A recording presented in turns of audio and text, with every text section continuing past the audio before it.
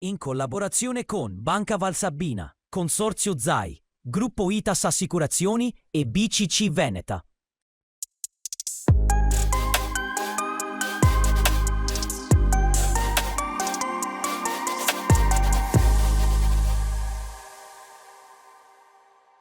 Buon venerdì sera, bentornati e bentornate a Focus Verona Economia, serata speciale questa di stasera perché torniamo a parlare del tema che ha sempre caratterizzato fin dall'inizio il format della settimana veronese della finanza, il tema bancario assicurativo. Per noi è un tema centrale, lo dipaneremo questa sera con il contributo di diversi ospiti in studio e anche in collegamento, quindi rimanete con noi perché davvero cercheremo di coprire un arco informativo e divulgativo sui temi appunto bancari finanziari davvero molto ampio. Io vado a ricordare il calendario della 21esima settimana veronese della finanza, vedendo proprio con l'aiuto della grafica questa edizione 2025 che è iniziata il 3 ottobre con lo speciale associazioni di categoria e proseguito con la puntata dedicata al settore energetico. Il 14 ottobre, qualche giorno fa, alle cantine di Verona la serata con BCC Veneta e questa sera appunto speciale finanza con tanti protagonisti del mondo bancario e appunto ricordavo assicurativo. Proseguiremo poi la settimana prossima parlando di enti e infrastrutture. Agroalimentare il 31 ottobre, concluderemo il 7 novembre questa lunga maratona parlando di turismo e industria. Ma andiamo subito a presentare i nostri ospiti di serata, parto dalla mia destra ed è presente con noi in studio Alessandra Caresta, responsabile area territoriale Triveneto di Crédit Agricole Italia. Benvenuta dottoressa. Buonasera e grazie mille per l'invito. Alla mia sinistra Fabio Innocenzi, vicepresidente di Banca Finint. Bentornato presidente. Buonasera, un piacere essere qui. E anche Daniele Maroldi, è un ritorno anche per lei, presidente di Valpolicella Benaco Banca. Bentornato. Grazie, buonasera, è un invito molto gradito, grazie. Noi iniziamo a parlare di contesto generale perché è inutile starci sopra troppo, insomma lo sappiamo, guerre in Ucraina e Russia che c'erano anche l'anno scorso, nell'approfondimento dedicato alle banche si è ovviamente affacciata anche la tensione acuita in Medio Oriente, fortunatamente ci sono anche dei segnali di pace e poi c'è un tema economico, puramente economico, il tema dei dazi che ha creato sconquassi nei mercati finanziari. Di questo insomma parliamo con gli ospiti in studio per iniziare la serata. Parlerei e partirei proprio da lei, dottoressa Caresta, perché ciò che sta accadendo attorno a noi ha dei riflessi anche sul settore bancario e quindi le chiedo innanzitutto di fare un'analisi dal vostro osservatorio di Banca Internazionale su ciò che sta accadendo. Allora, innanzitutto è, come giustamente dicevi anche tu, un sistema, diciamo c'è una situazione di incertezza crescente, instabilità crescente e un elevato grado di incertezza. Cos'è che rende molto complicato lo scenario? Il fatto che ormai da qualche anno, in realtà a partire dal Covid, questi eventi, diciamo, di grossa portata, di elevato impatto, si verificano ormai con una frequenza esponenziale. Parliamo ormai di un evento ogni anno. Dopo il Covid, come diceva anche lei, c'è stata la guerra Russia-Ucraina, la crisi energetica subito dopo e i dazi, diciamo, le guerre commerciali in questo momento. Naturalmente questo pone le aziende nella condizione di dover affrontare delle sfide molto complesse che comportano una revisione, diciamo, dei paradigmi sia a livello di strutture produttive sia a livello di modelli di internazionalizzazione, perché non si può negare il fatto che ormai la crescita passa anche per i mercati internazionali. E qual è il ruolo delle banche in questo momento? Le banche hanno sempre svolto, anche in passato l'abbiamo visto, diciamo, durante il Covid, le banche hanno rappresentato un po' il braccio armato dello Stato per dare stabilità e per diciamo far fronte a una situazione molto molto complessa e anche diciamo in questa situazione devono svolgere il ruolo di abilitatori di riforme strutturali e facilitatori attraverso una fase di ascolto e accompagnamento di tutte le aziende che devono necessariamente, per crescere, avere una progettualità che deve passare per la rivisitazione dei modelli produttivi, strutture di supply chain più flessibili, revisione dei modelli di internazionalizzazione che vadano in qualche modo a diversificare i mercati sia di approvvigionamento che di sbocco per evitare la dipendenza da alcuni paesi, ma che comunque diano l'opportunità di poter continuare a crescere, perché star fermi in questo contesto è la cosa peggiore. Quindi banche devono aiutare le aziende con la consulenza a mitigare i rischi, ma anche a cogliere le opportunità. E a vincere anche in qualche modo l'incertezza, che è il peggior nemico in assoluto, per gli imprenditori. È convinta anche di questa necessità di continuare a investire nonostante in timore le incertezze anche Cristina Balbo, che è direttrice regionale Veneto Ovest e Trentino Alto Adige di Intesa San Paolo. Sentiamo cosa ci ha detto.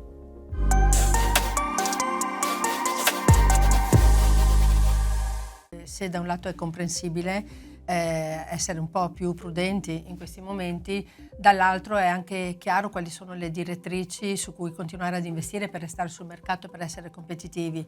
Il tema dell'innovazione: non puoi fare innovazione se non investi in tecnologia e anche in capitale umano, piuttosto che il tema della sostenibilità. Insomma, sono queste le strade un po' inevitabili, ineludibili, e da parte nostra cerchiamo di accompagnare le aziende sui propri percorsi, ma anche di stimolarli in tanti modi.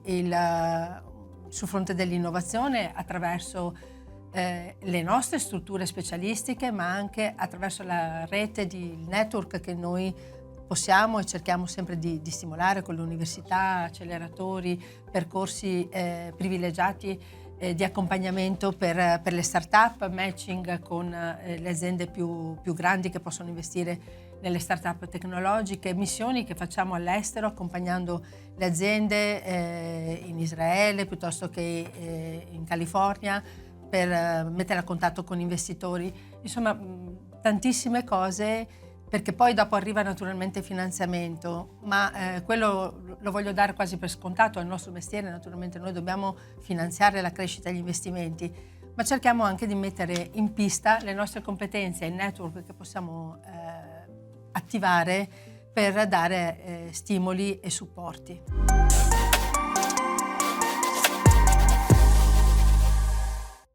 Vicepresidente Innocenzi, una fotografia la potete scattare tranquillamente su questo territorio voi come Banca Finint, che lavorate con le aziende in maniera direi sartoriale, no? Da quando la banca esiste, le affiancate e quindi avete un rapporto diretto da sempre e allo stesso tempo raccogliete anche feedback per insomma conoscere un po' i timori, le ansie del periodo, che effetti ci sono in seguito a tutto quello che abbiamo detto in premessa, a questo grande clima di tensione e di incertezza. Ma il nostro nome è Finint è Finanziaria Internazionale, e la parola internazionale è una parola che non va d'accordo con Dazio. Noi siamo cresciuti un po', tutta la cultura dell'Occidente è cresciuta con lo sviluppo delle interconnessioni commerciali e finanziarie. In tanti anni è stato costruito un mondo di libero commercio, libero scambio e liberi movimenti di capitali. Quindi non ci piace un mondo di dazi, no? La libertà dei movimenti di merci e di capitali consente ai vari paesi di specializzarsi, di far bene le cose che sanno far meglio, e quindi alcuni paesi sono specializzati in certi tipi di manifattura, altri in altri tipi di servizi, altri nella digitalizzazione e così via.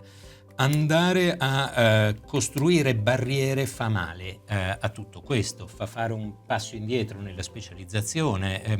Adesso far fare il ghiaccio nel Sahara non è una bella scelta, no? Perché i costi, l'efficienza e la produttività è molto minore che far fare il ghiaccio al Polo Nord oppure al Polo Sud. Ecco, la nostra preoccupazione è legata a questo. Sta vivendo il mondo finanziario in particolare, il sistema bancario e soprattutto il sistema bancario italiano sta vivendo un bel momento, perché è il momento in cui ha ripreso spinta la banca commerciale, la capacità di stare nei territori vicino alle imprese. Si è tornata a dar valore in Italia e ovunque nelle varie regioni al risparmio, alla canalizzazione del risparmio verso le attività produttive, quindi a tutto il business della gestione del risparmio, e non da ultime, le ultime operazioni sono state importanti anche per la focalizzazione su questo. È stato molto rivalutato il mestiere di banca d'affari, banca di investimento. Ecco, noi che proprio siamo una media banca d'affari del nord-est, sappiamo e siamo convinti che questo sviluppo e questa forza del sistema bancario e quindi del sistema produttivo può svilupparsi se non vengono costruite barriere, e l'impegno di tutti deve essere per evitare che ci sia un contagio di barriere. È un messaggio molto importante quello che sta lanciando da questo tavolo, in questa trasmissione, insomma, che va oltre anche il tema bancario. Come stanno reagendo i mercati azionari, al di là dei mercati bancari? No? Dicevamo, l'abbiamo chiesto ad Andrea Giovannetti, che è presidente e fondatore di CFO Solutions, una società indipendente dal 1993 che fa previsioni sul mercato, analisi di mercato. Sentiamo.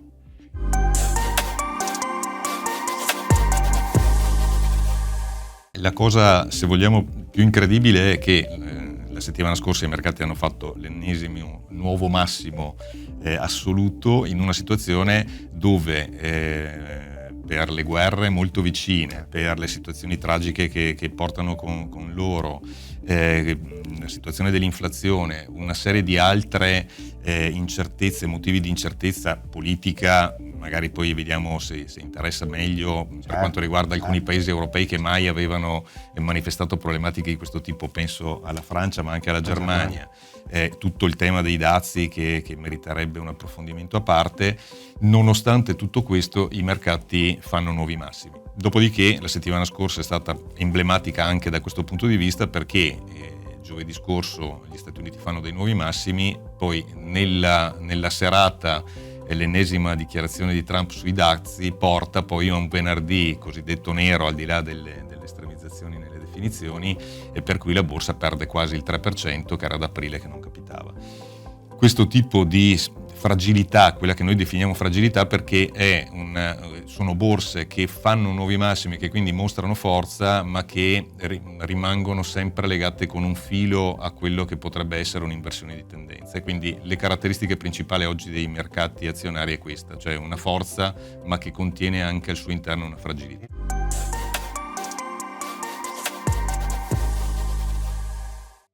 Abbiamo ascoltato anche le parole di Giulio Fezzi, presidente e fondatore di Phoenix Group, una società di consulenza veronese nata nel 2008 che da qualche tempo ha aperto anche un outpost a San Francisco e poi a Houston, e ha il compito di traghettare, di accompagnare delle aziende, non solo veronesi, del nord Italia in particolare, nel mercato statunitense, cercando di aprire nuove reti. E a Fezzi abbiamo chiesto che differenze ci sono, almeno dal suo punto di vista, tra il mercato americano e quello europeo. Sentiamo cosa ci ha detto.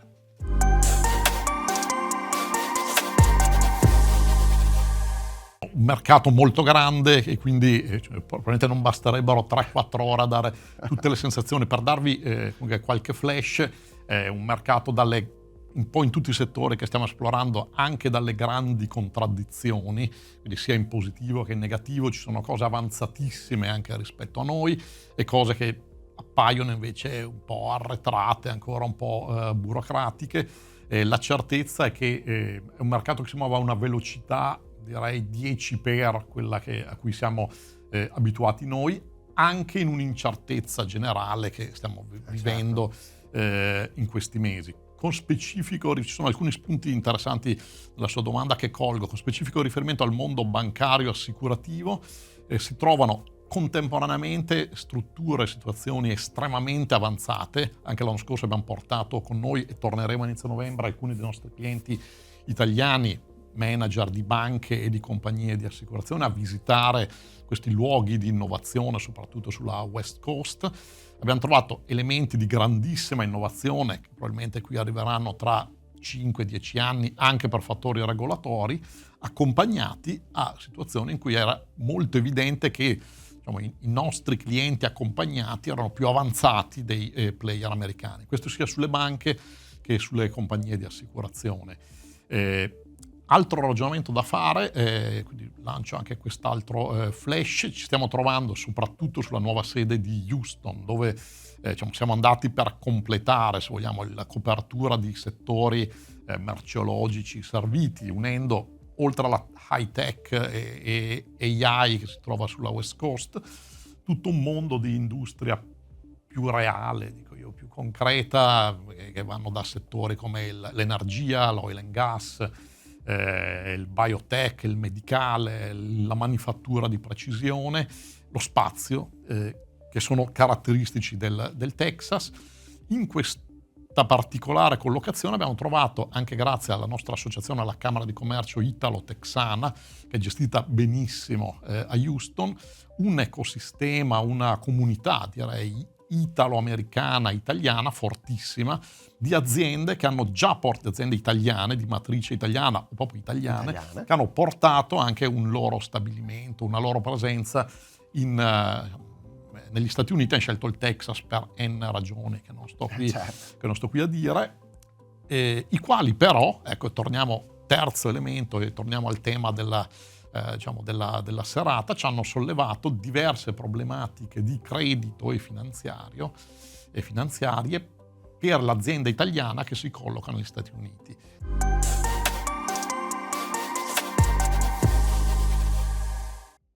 Anche questo è un tema davvero particolare che meriterebbe approfondimento. Presidente Maroldi, la vostra è una banca credito cooperativo, siete localizzati in un territorio bellissimo della provincia veronese, me lo permetta, insomma, il Lago di Garda, la Valpolicella, una banca che ha una sua dimensione e che chiaramente guarda anch'essa con un certo occhio di riguardo a ciò che sta accadendo attorno a lei, o no, Presidente, è così? Sì, assolutamente. Le situazioni che si sono create geopolitiche di mercato ci hanno permesso di dare un occhio di riguardo ai nostri clienti, ai nostri soci, alle nostre attività che sono su questi territori, quindi un'area ben definita, Valpolicella, Lago di Garda e città di Verona. Ecco, questa possibilità di entrare in relazione, di creare anche dei momenti formativi, culturali con i nostri clienti. Noi abbiamo la situazione del settore vitivinicolo che in questi ultimi periodi sente un po' di sofferenza, però le aziende sono sane, le aziende seguite, le aziende che partecipano anche a tutta una serie di attività non danno al momento segni di cedimento, non ci sono situazioni particolari, non rileviamo criticità, però ovviamente è tutto attenzionato perché la situazione effettivamente è in divenire. Però ecco, il fatto che il territorio risponde ancora bene e il fatto che ci sia la possibilità di creare varie situazioni anche all'estero, perché comunque i dazi stanno creando dei problemi, però c'è reattività, c'è proprio questo sentiment di portare delle innovazioni e questo ci permette di creare situazioni favorevoli. Non solo nel settore vitivinicolo, anche nel settore lapideo, siamo reduci da poco anche da Marmomac 2025, anche lì le aziende in Valpolicella ci sono del marmo e anche lì risentono, insomma, no, di questi effetti. Se ne è parlato anche in occasione di questa manifestazione, no, Presidente? Sì, il settore del marmo è un settore che guarda molto all'estero, che guarda molto all'export, anche quello, ma anche lì ho letto, ho visto, ci sono proprio dei sistemi che possono anche dare un po' di respiro a queste situazioni, quindi ben vengano e qua siamo tutti per approfittarne. A rendere frizzante il mercato bancario ci ha pensato anche Unicredit, lanciando insomma qualche tempo fa un OPS, un'offerta pubblica di scambio con Banco BPM, il quale insomma ha fortemente osteggiato questa azione anche con campagne mediatiche con messaggi chiari, un no che campeggiava insomma su striscioni e pagine di quotidiani e periodici. Il perché di questo no convinto lo ha ribadito Alberto Melotti, responsabile direzione territoriale di Verona Nord-Est di Banco BPM. Sentiamo perché Banco BPM ha detto no.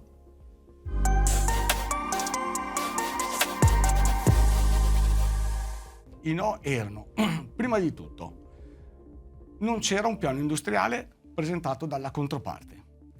Secondo punto, l'offerta è stata presentata in data, se non ricordo male, 25 novembre 2024 con un premio apparente ma subito dello 0,50, ma che per tutta la durata, ed è durata praticamente 8 mesi, è stata un'offerta sempre a sconto. Tanto che molti sostenevano che una volta che Unicredito, data 22 luglio 2025, ha ritirato l'OPS, il nostro titolo sarebbe sceso. In realtà il 22 luglio quotava 10,23, oggi il nostro titolo quota 12,75.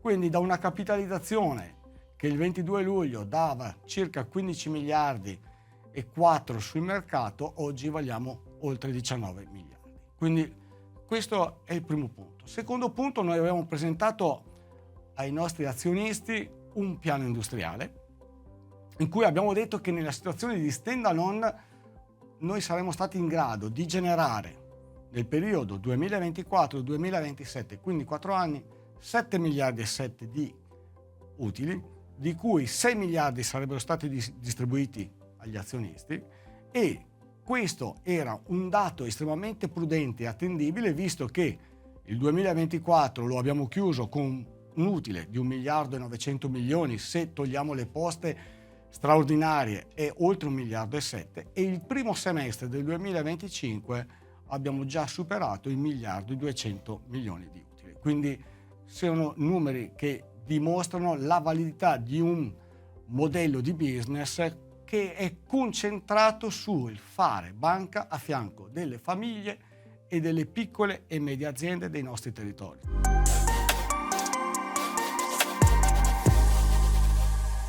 Poi magari la domanda la farò anche il presidente Maroldi, però è intervenuto nei nostri studi Andrea Marchi, che è il direttore generale di BCC Banca Veronese, altra banca credito cooperativa, sempre del medesimo gruppo bancario ICREA, che è intervenuto proprio su questo tema del tentata OPS di Unicredit nei confronti del banco e su come la loro banca guardava questo risico specifico tra i due colossi, insomma, storici, anche veronesi. Sentiamo.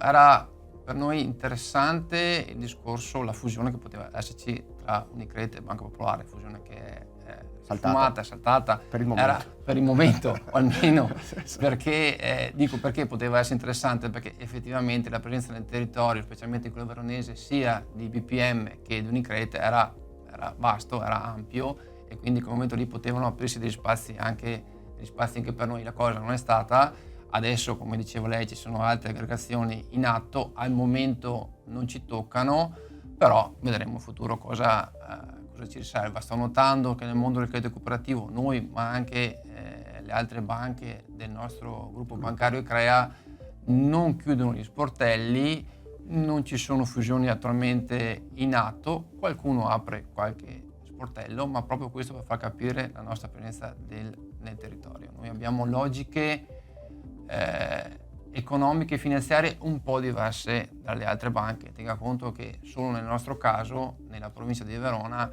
3 nostre filiali sono le uniche banche di questi 3 comuni, quindi capisce che la nostra logica non è solo una logica di tipo economico, ma è proprio una questione di logica di presenza nel territorio, perché riteniamo che la nostra presenza nel territorio, che la relazione sia fondamentale proprio per la natura del credito cooperativo.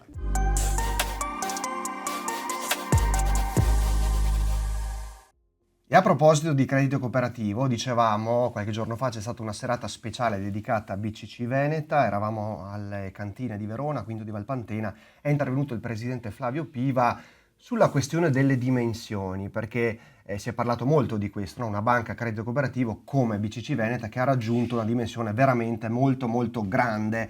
E interpellato su questo tema dal nostro collega Alessandro Bonfante, Flavio Piva ha risposto così, parlando anche poi del tema delle fusioni. Sentiamo.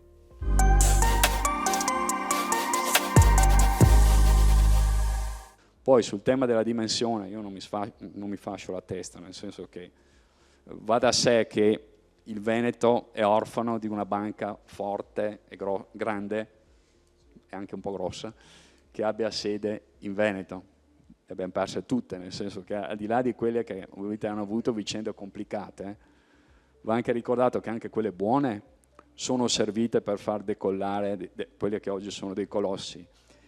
Tutti ci dimentichiamo, ma Intesa deve tutto alla Banca Cattolica del Veneto, che salvò il Banco Ambrosiano, diede vita al nuovo Banco Ambrosiano, poi al Banco Ambrosiano Veneto, eccetera, il risparmio Intesa BCI, eccetera, e credito e contato.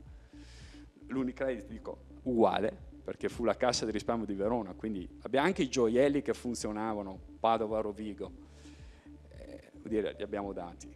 E quindi ti verrebbe voglia di dire, ma perché non facciamo una BCC Veneta sola in tutto il Veneto? Non credo francamente che sia questo il percorso è che il credito cooperativo sia sempre più capace, insomma, di poi se noi capiterà qualche opportunità ben venga, non la scatteremo, insomma, però non magari ne riparleremo alla 30ª edizione della settimana veronese della finanza.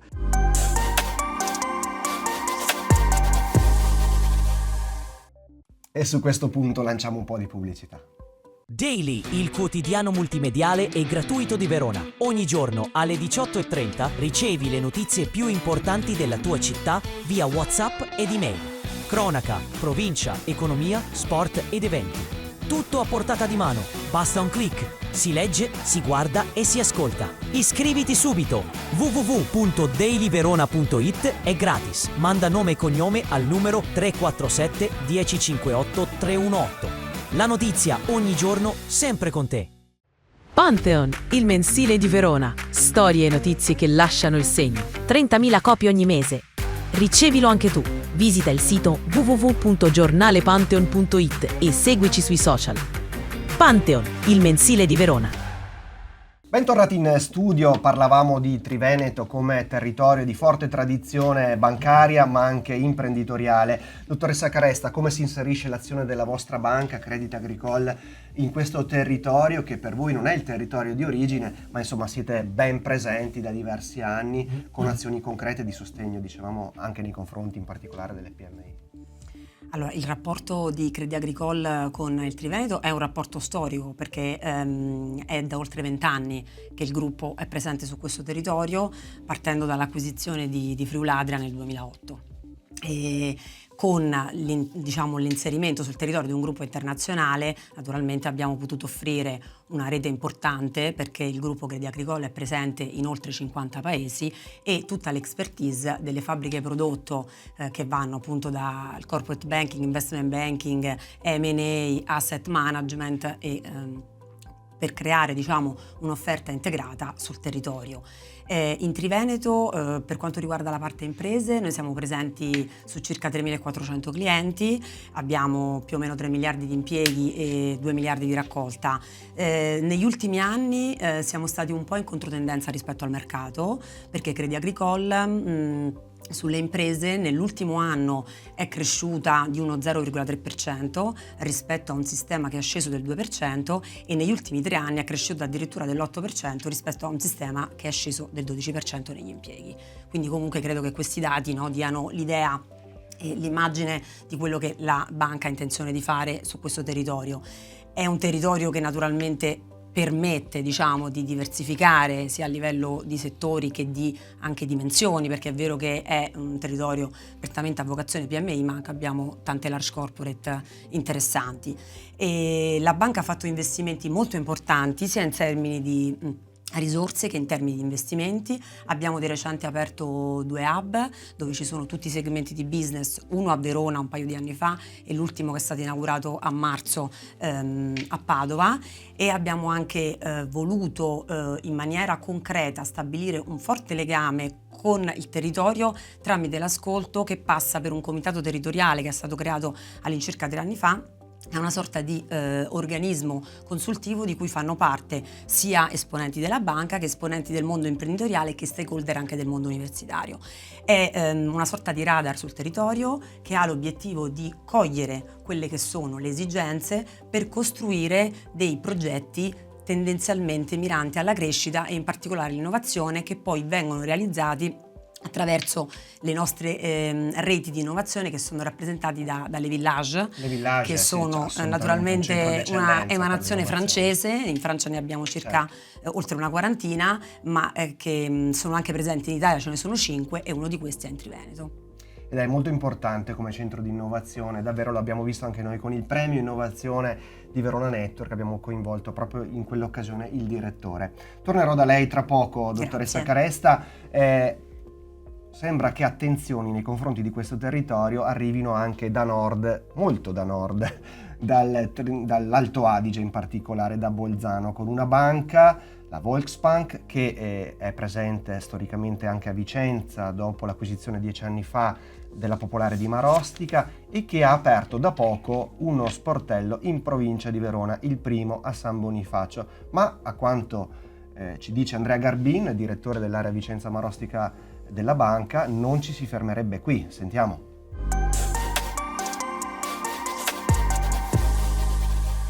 A me ha dato una forte crescita professionale, ma anche umana. Nel senso che se trovi delle caratteristiche diverse nelle persone e hai la curiosità di approfondirle, è una dose di rispetto per quello che loro vivono, per quello che loro sono e per la loro storia, e i rapporti diventano via via più facili e sono arricchenti per entrambi. Vedo che i miei colleghi altoatesini sono molto curiosi di capire che cultura abbiamo in Veneto e che cosa succede in Veneto, e io personalmente sono molto curioso rispetto al mondo anglosassone di capire meglio che cosa succede là.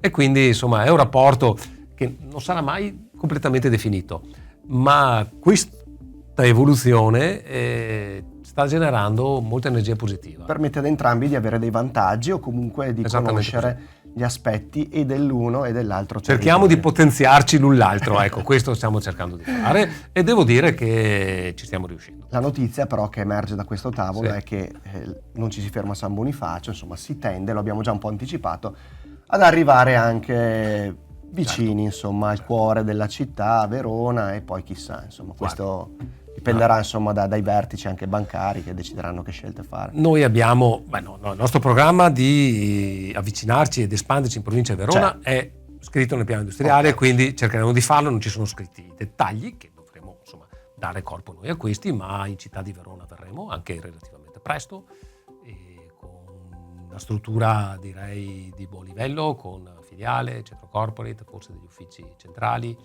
Vediamo. E poi molto probabilmente tenderemo un po' a seguire la direttrice della 4 per arrivare dalla provincia di Vicenza verso il lago di Garda.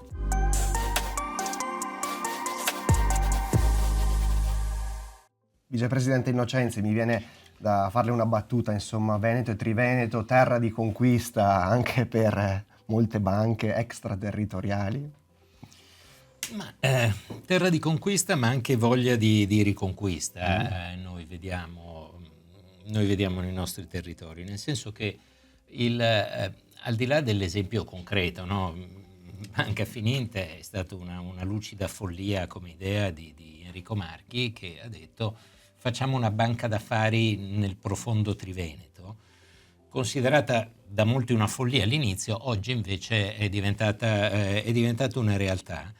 E questo è un esempio di come ci siano spazi nel settore finanziario. Stesse cose le vediamo in altri settori, perché è vero e viene molto sottolineato il momento in cui ci sono aziende che vengono vendute, in particolare vengono vendute a grandi fondi che diversificano in Italia. Ma ci sono molti casi di aziende che vengono ricomperate o di aziende che dopo essere passate da un fondo straniero vengono quotate. Quindi è un terreno fluido e lo stiamo toccando con mano proprio negli affari. Vediamo imprenditori veneti, di nuovo Enrico Marchi è stato fautore di 2 iniziative che proprio lui direttamente come idea, quella nell'editoria e l'altra nei centri diagnostici, che hanno raggruppato imprenditori veneti che hanno portato a comprare e a portare proprietà veneta al di fuori del Veneto. Quindi è vero, è stata nel settore finanziario e nel settore industriale terra di conquista, ma è vero che ha la forza e l'energia e anche le capacità imprenditoriali il nostro territorio per diventare a sua volta protagonista di conquiste altrove. Dove ci sono competenze si può crescere, e in un mercato libero niente di meglio che avere questi tipi di scambi. Operatori che vengono in questo territorio perché ci credono e operatori di questi territori che vanno a comprare e a crescere altrove. Ricordiamo anche qualche specificità della vostra banca per chi ancora, insomma, non la conoscesse così a fondo. Sì, Finanziaria Internazionale è una banca d'affari a tutto tondo, si occupa di supporto alle imprese, ad esempio quest'anno proprio abbiamo assistito a tutta una serie di aziende sulla parte di debito diversa da quella del credito bancario, quindi finanziamenti in pool a lungo termine, quindi emissioni di obbligazioni a Bergamo con la Tesmec, a Venezia con Ligabue, a Trento con GP, Econatura Sì a Treviso, oppure di operazioni di valorizzazione di riassetti familiari come qui nel Veronese con il Camping La Quercia, quindi banca d'affari al servizio delle imprese. Poi c'è la banca per le altre istituzioni finanziarie, tutta la nostra attività storica è quella delle cartolarizzazioni, nella quale abbiamo circa il 40-45% di quote di mercato in Italia, e quindi siamo l'interlocutore naturale di chi cartolarizza in Italia, di tutti i grandi player che hanno che sono interessati a questa tipologia di attività. E poi abbiamo questa terza componente nella quale appunto il Veneto è andato a conquistare qualcosa anche fuori, che è quella del private banking, del wealth management, nel quale abbiamo comprato a Milano una banca di private banking, la loro banca Consulia Cogefin in private bank, quindi un servizio integrato per l'intermediario, per l'impresa e per la famiglia. Molto interessante, la ringrazio Vicepresidente, torneremo da lei tra poco. Prima di passare di nuovo dal Presidente Maroldi, c'è un altro modello che proviene da nord, non da Bolzano ma da Trento, ha più di 2 secoli di storia, è il modello mutualistico di ITAS. È stato da noi Ettore Turrina, il direttore finanziario, che ci ha ricordato insomma i valori di questo modello, e ITAS che è una delle poche compagnie assicurative che ancora lo propone sul mercato. Sentiamo.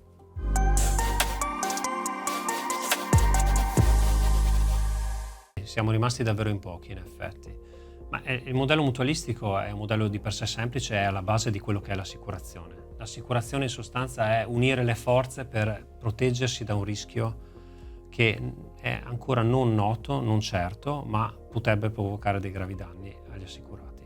Perciò unire le forze è la base di tutte le assicurazioni. Noi lo tramutiamo in un modello anche di governance.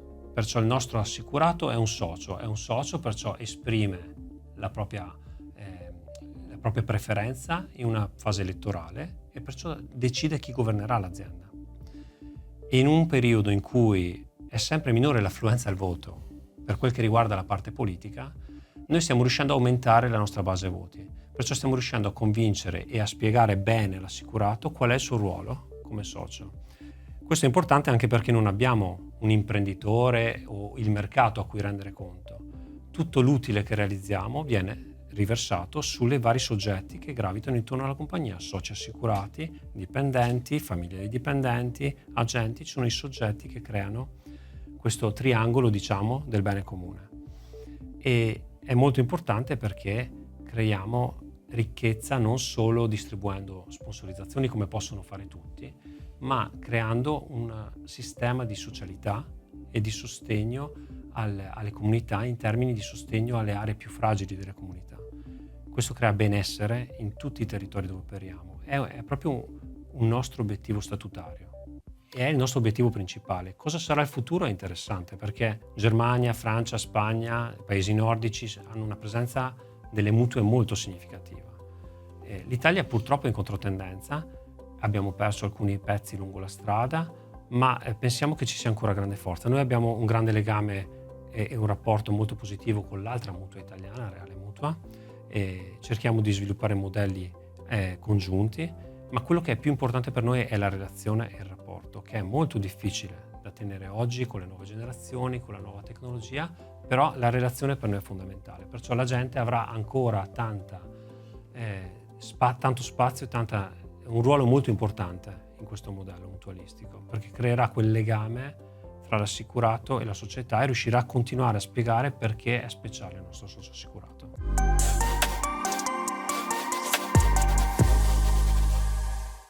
Presidente Maroldi, anche il modello cooperativo ha una storia secolare e immagino che si sia ritrovato pienamente anche in ciò che ha appena ricordato tu, Rina, nel fatto di essere presenti sui territori, avere un rapporto, una relazione diretta con il socio, con il cliente. È un modello virtuoso anche il vostro cooperativo.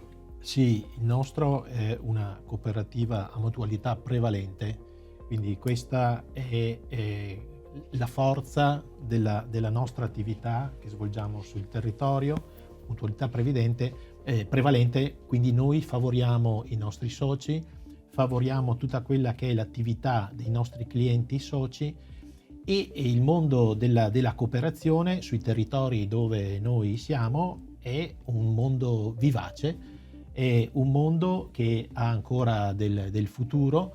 Noi vediamo che c'è proprio necessità di fare della cooperazione e stiamo portando anche nelle scuole un po' questa novità, stiamo portando nel sistema scolastico quella che è l'attività della cooperativa, perché cooperare, essere cooperatori rispetto a collaborare è un qualcosa che dà slancio, è un qualcosa che rende anche possibile superare certe difficoltà che ci sono sui nostri territori. Per quanto riguarda anche i numeri, avete, come del resto delle altre banche, chiuso un 2024 molto positivo e la semestrale prosegue in quella direzione, no? Sì, siamo in crescita, abbiamo una raccolta totale che supera i 991 milioni, in particolare quella indiretta che sale a 375 milioni, più un 7% rispetto al 2024. Cresciamo come numero di clienti, siamo a 22.000 clienti, crescono anche i soci, siamo a 4.700 soci.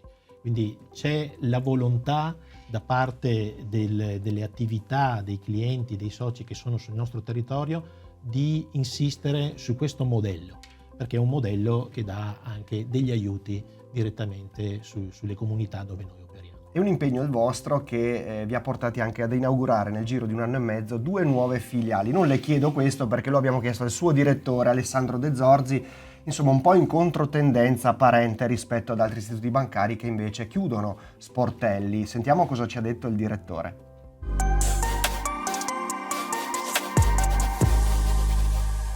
Per noi è una tendenza, nel senso che continuiamo ad avere una grande fiducia in un approccio che da una parte ovviamente è moderno, tecnologico, digitale, ma dall'altra la presenza fisica rimane un elemento fondamentale. Ma mi consenta di fare anche una riflessione, è fondamentale non solo per l'aspetto ovviamente dello sviluppo commerciale della banca, ma noi dove ci insediamo portiamo anche un approccio di crescita del territorio, dei quartieri, quindi li qualifichiamo e quindi questa cosa ci dà anche una visione più larga rispetto all'attività tipica della banca. In più, ma qui cito anche il tema magari delle persone più anziane che noi pensiamo sempre alla solitudine, ma credetemi c'è anche il tema dell'isolamento, quindi gli permettiamo di andare in banca, di trovare in particolare in tutte le filiali, ma anche in quelle nuove, delle persone che li accolgono, che li ascoltano, che hanno un approccio di consulenza dedicato. Quindi insomma io mi sento di dire che siamo in tendenza, che confermiamo, anche prima citavo i numeri della banca,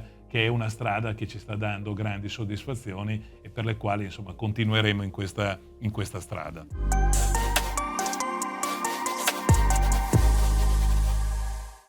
Altro spot pubblicitario e noi state lì perché ci vediamo veramente tra poco. Ritorna in grande stile Tutti Amici ogni giorno in diretta dalle 11 alle 13.30 su radioadige.tv con ospiti, curiosità, novità e soprattutto territorio. Ricordatevi che i protagonisti siete proprio voi, ogni giorno in diretta Tutti Amici. www.radioadige.tv. Verona Economia, il settimanale politico, economico e finanziario. Sfoglialo sul tuo device preferito. Leggi, clicca, ascolta, è interattivo e multimediale. ogni sabato alle 8:30 via mail o WhatsApp. Ricevilo anche tu, è gratis. Verona Economia, raccontiamo Verona che vuole crescere.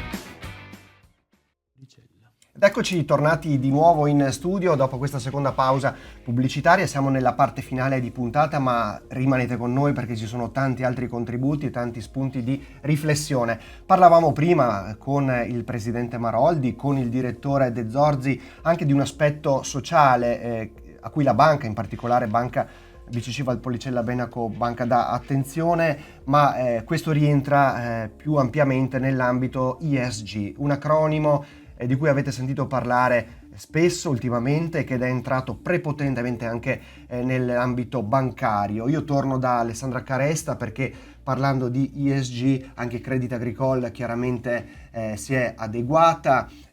Possiamo dire che fin dalla vostra origine alcuni aspetti legati soprattutto al mondo ambientale, alla sostenibilità ambientale, fa parte del vostro DNA. È stato facile, insomma, in qualche modo trattare la materia e spiegarla ai clienti, perché bisogna fare anche informazione e formazione, anche interna alla banca stessa, su questo tema.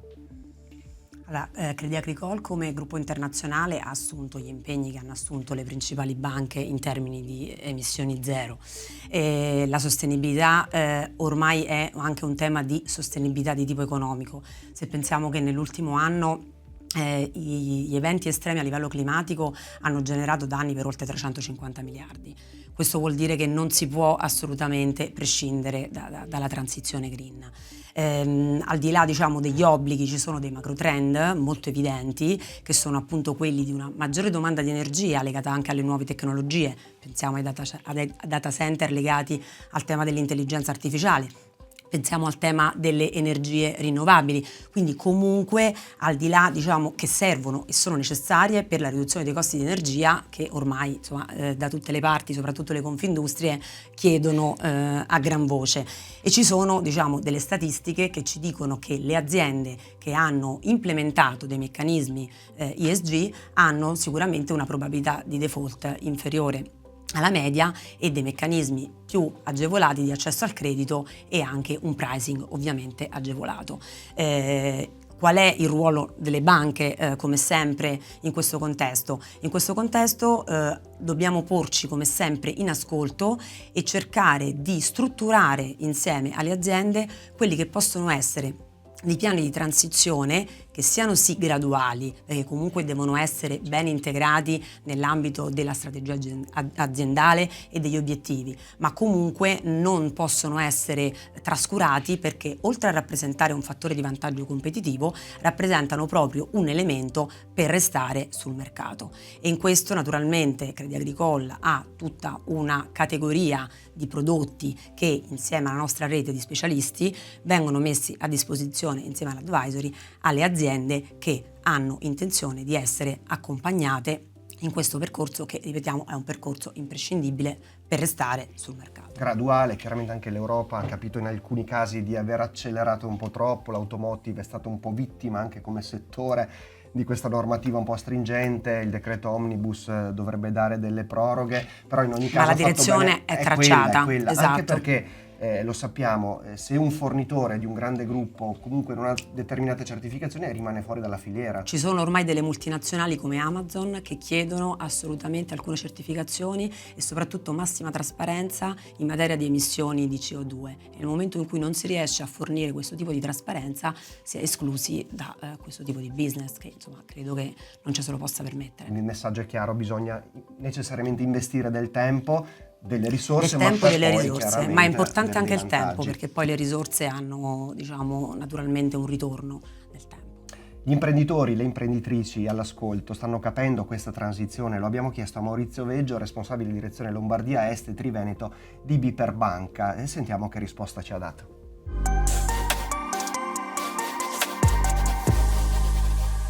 La cosa importante è che gli imprenditori hanno iniziato a comprendere, e in questo penso che le banche abbiano un ruolo estremamente importante, ma hanno iniziato a comprendere, a capire quanto sia importante essere a posto anche dal punto di vista ESG. Noi stiamo insistendo molto su questo, abbiamo dei prodotti, abbiamo dei finanziamenti che con dei KPI particolari possono garantire ai clienti opportunità in tema di tasso, ad esempio, non solo in tema di tasso. Abbiamo messo a disposizione una piattaforma con un partner tecnologico. Un nostro cliente ha a disposizione una piattaforma nel quale può farsi un'autovalutazione, e da questa valutazione, che viene certificata, l'imprenditore poi sa come muoversi per ottemperare a quelle che sono magari delle indicazioni anche della propria filiera, dei propri partner, per non essere tagliato fuori, e per trovare poi ad esempio con il sistema bancario, delle soluzioni che possono agevolarlo, perché è ovvio che spendere per adeguarsi significa comunque avere dei ritorni in tema economico, ma questi ritorni vengono poi compensati in maniera più che abbondante nel tempo.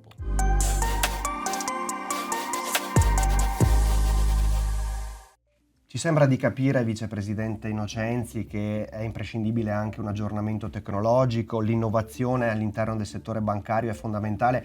Voi come Banca Finint, già l'anno scorso, quando era qui presente nei nostri studi, parlava di una forte spinta anche verso l'innovazione da parte della vostra banca, che se la leggiamo anche in questo senso diventa una forma di sostenibilità per alcuni aspetti, no? Sì, il legame tra sostenibilità e tecnologia è molto interessante. Sostenibilità per noi è importante, ci crediamo e abbiamo una disciplina interna per cui tutte le nostre fonti sono rinnovabili, le policy aziendali sono in linea con le linee guida della sostenibilità. Soprattutto investiamo in modo sostenibile. Dei 5 miliardi di asset dei nostri fondi, il 54% sono investiti secondo principi ESG. BEI ci ha assegnato 250 milioni da investire nella sostenibilità, quindi è molto importante. La sostenibilità in prima battuta va d'accordo con la tecnologia, perché la tecnologia rende sostenibile, molto spesso sostenibile l'attività. È vero che l'intelligenza artificiale, che è poi la forma più moderna e importante oggi di tecnologia, moltiplica per circa 50 l'assorbimento energetico rispetto a quelle che erano indagini fatte senza intelligenza artificiale. Quindi il legame tra tecnologia e sostenibilità è complesso, non è lineare, e a maggior ragione, visto che ci sarà una diffusione fortissima dell'intelligenza artificiale, diventa importante aiutarla ad andare nel solco della sostenibilità.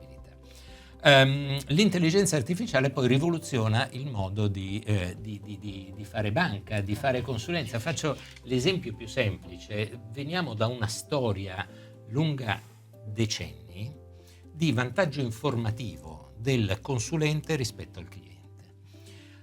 Con l'intelligenza artificiale si entra in situazioni nel quale il cliente con ChatGPT sotto è più informato del suo consulente di tutta una serie di cose.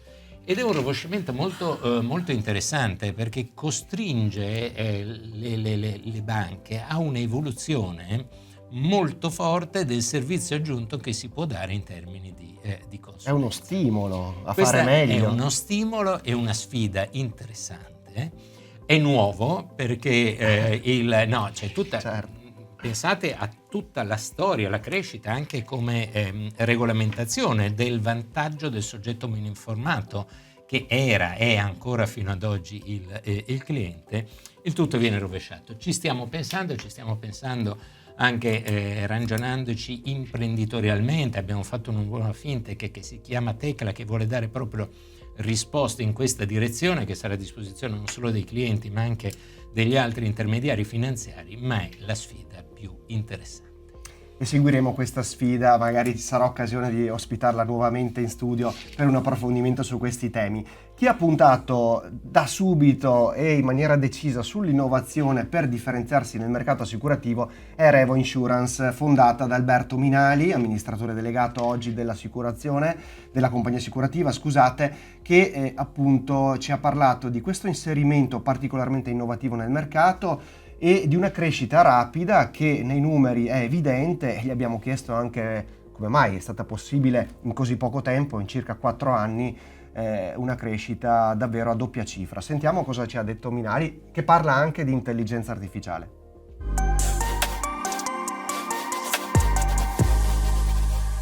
Abbiamo cercato di offrire soprattutto un servizio agli intermediari e ai nostri clienti. Forse il concetto di base è questo: se siamo veloci, capaci di offrire un servizio di qualità ai nostri intermediari, siamo capaci di generare quel business di qualità che poi diventa utile, risultato operativo utile e remunerazione per gli azionisti. La macchina operativa e gli investimenti in tecnologia sono stati fondamentali. Prima di questo però c'è un prius logico, che è avere le persone giuste. Io sono contentissimo di essere l'amministratore delegato di Revo per un motivo: siamo la compagnia più giovane del mercato, cresciamo a tassi superiori agli altri, sostenibili, e soprattutto abbiamo una qualità tecnica di sottoscrizione che ci viene riconosciuta dal mondo dell'intermediazione. Noi non abbiamo mai scelto una competizione di prezzo, ma una competizione di servizio. Ecco, su quello siamo abbastanza rigidi, diciamo, e focalizzati, sempre offrire un servizio di qualità veloce. Siamo l'unica compagnia in Europa, questo lo dico senza falsa modestia, certo, che risponde entro la giornata al 90% delle richieste di quotazione dei broker e degli agenti, e offre, oltre che una risposta, un contratto assicurativo. Quindi il nostro intermediario si trova una risposta completa da presentare al proprio cliente, e questo lo induce a portare il rischio di qualità verso, come si dice, i libri di Revo. Questo spiega un po' perché siamo cresciuti e bene. Questo trend lo dobbiamo rafforzare, dobbiamo essere sempre efficienti. L'efficienza, diceva qualcuno, è un po' la nostra patria, deve essere un po' così, e quindi dobbiamo investire in tecnologia, in artificial intelligence, ma anche in capitale umano. Questa è la grande sfida del piano che abbiamo presentato a giugno.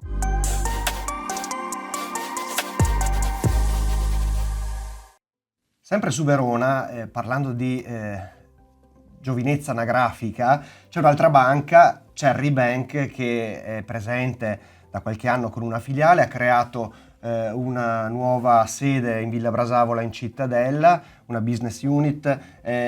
Abbiamo intervistato e sentito Federico Perillo, team leader di Cherry Bank, che sì, ci parla di banca giovane che però cresce velocemente e si sente libera nel mercato. Sentiamo questo concetto di libertà.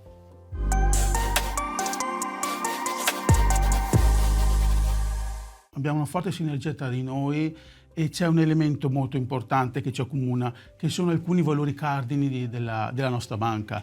I temi come quello della trasparenza, quello dell'assenza di conflitti di interesse e quello della continuità di relazione per noi sono importanti, sono i temi che hanno portato i colleghi del team a sposare questo tipo di progetto. Mi permetterei anche di soffermarmi un attimino sul tema quello dell'assenza di conflitti di interesse, perché troppo spesso se ne parla ma non viene ben approfondito. Noi come banca abbiamo fatto una scelta molto forte di non volere una casa prodotti interna.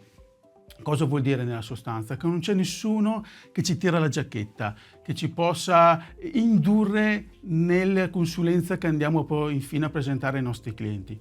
Noi abbiamo deciso di fare accordi con le principali case di investimento internazionali, quindi lavoriamo con tutti, i nostri consulenti hanno la possibilità di selezionare tra i prodotti di tutte le principali case di investimento internazionali, e questo è una libertà d'azione non da poco, che si associa, cosa che ormai stiamo facendo sempre di più, di andare direttamente noi a operare sul mercato. Andiamo a comprare titoli, possiamo comprare obbligazioni, azioni, in particolare ultimamente il tema degli ETF. Gli ETF sono dei strumenti che si stanno dimostrando molto efficienti per performance legata anche alla struttura costi, perché anche il tema della struttura costi, dell'attenzione ai costi sottostanti ai prodotti va a incidere in quello che è la performance finale.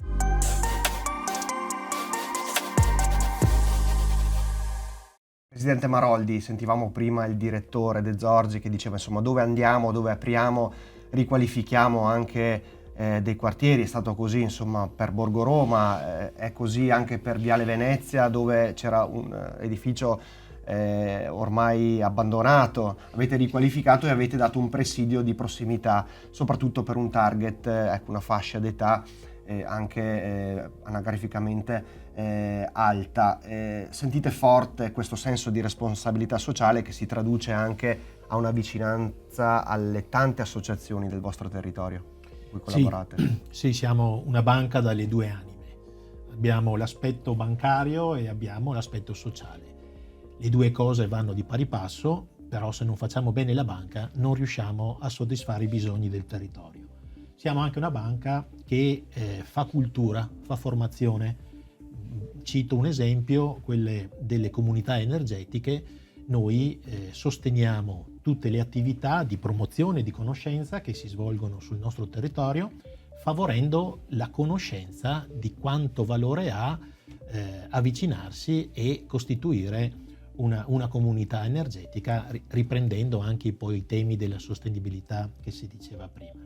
Nel 2024 abbiamo sostenuto 328 realtà sociali, enti, no profit, distribuiti sui nostri 3 territori che dicevo prima, Valpolicella, Lago di Garda e Città di Verona, e la nostra banca ha proprio nello statuto prevede di adoperarsi per la coesione sociale, il benessere delle nostre comunità. Ecco, questo è un po' il cardine della nostra azione sociale che svolgiamo sui nostri territori, e questo dai nostri soci è ben recepito, è apprezzato, e lo dimostrano tutte le attività che vengono svolte, tutte le iniziative che le associazioni riescono a svolgere sui nostri territori.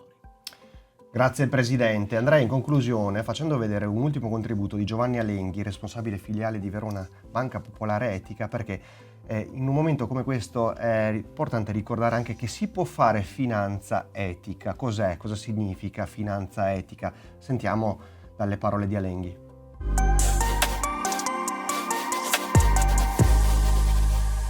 Forse magari non tutti sanno che le banche nella loro attività di intermediazione finanziaria, quindi nel prestare il denaro piuttosto che nel fare investimenti, soprattutto nel prestare denaro, non utilizza i soldi propri, ma utilizza i soldi dei propri soci, dei propri clienti, che li depositano pensando che anche semplicemente rimangono sul conto corrente, i soldi sono lì. Non è proprio così. Non è proprio così. Quindi la banca li utilizza, concede finanziamenti, e questi finanziamenti possono fare la differenza. Queste operazioni possono fare la differenza perché possono aumentare disuguaglianze sociali o possono ridurle, possono aumentare gli effetti negativi del cambiamento climatico se finanzio realtà che investono nell'industria fossile, piuttosto che possono aiutare a mitigare questi cambiamenti se invece li utilizzo per finanziare realtà che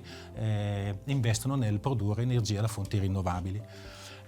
Posso aumentare crisi internazionali come quelle che stiamo vivendo in questi giorni, ahimè, se investo e finanzio aziende che producono armi, piuttosto che se non li finanzio proprio. Ecco, noi come appunto il nostro istituto Banca Etica assolutamente non finanzia nessuna realtà che ha a che fare col mondo delle armi. Anche i nostri fondi di investimento della nostra SGR, che si chiama Etica SGR, non investono in azioni collegate né di aziende che producono espressamente e direttamente a me.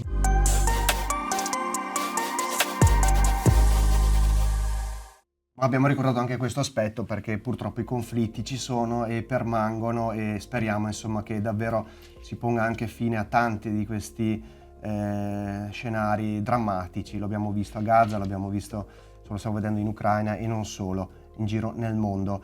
Io davvero vi ringrazio molto per questa chiacchierata molto varia, molto ampia, ben argomentata. Un saluto finale, dottoressa Caresta, insomma ci ha fatto piacere averla qui ospite. Grazie, è stato molto interessante anche per me, grazie. Vicepresidente.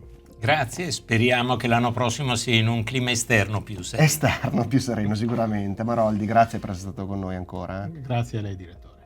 Allora vi salutiamo, abbiamo concluso questa puntata speciale. Ringrazio ancora Alessandra Caresta, responsabile area territoriale Triveneto di Crédit Agricole Italia, per averci portato il suo prezioso contributo, Fabio Innocenzi, vicepresidente di Banca Finint, e Daniele Maroldi, presidente di BCC Valpolicella Benaco Banca. Noi torniamo la settimana prossima, sempre di venerdì, sempre alle 21 su Radio Adige TV. Intanto buon proseguimento di serata e buon fine settimana.